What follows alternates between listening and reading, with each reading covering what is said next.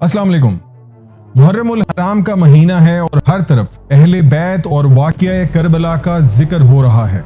आज मैं भी करबला का जिक्र करूंगा, मगर आज मेरा मौजू अहले बैत नहीं बल्कि करबला के एक और किरदार पर रोशनी डालनी है।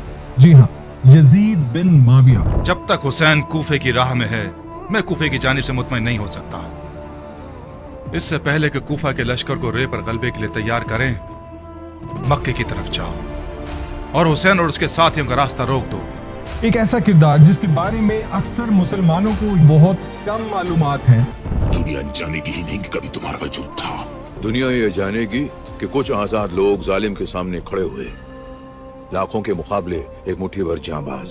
यजीद उम्वी खलीफा हजरत मुआविया बिन अबी सुफियान का बेटा था। यजीद की खिलाफत का दौर सिर्फ 3 साल पर मुहित था, लेकिन इन्हीं 3 बरसों में ऐसे वाकयात रूनुमा हुए जिन्होंने इस्लामी तारीख को हिला कर रख दिया।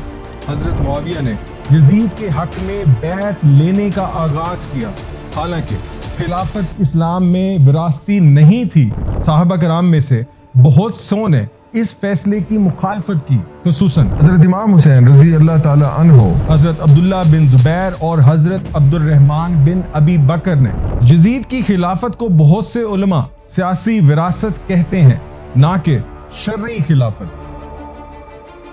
यजीद को लेकर उम्मत मुस्लिमा में 5 मुख्तलिफ नजरियात पाए जाते हैं। पहला, एक तबका कहता है कि यजीद काफिर था।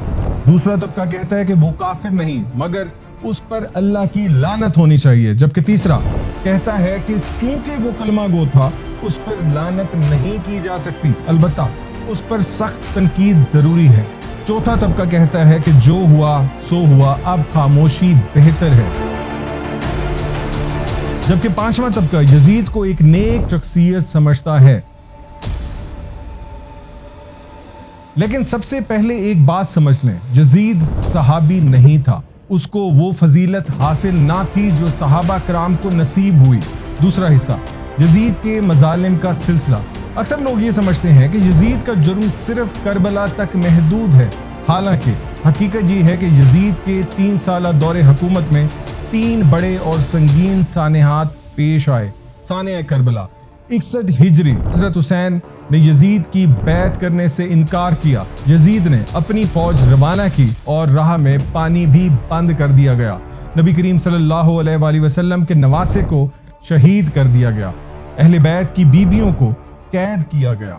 इस जुल्म और बर्बरियत की जिम्मेदारी यजीद पर आयद होती है।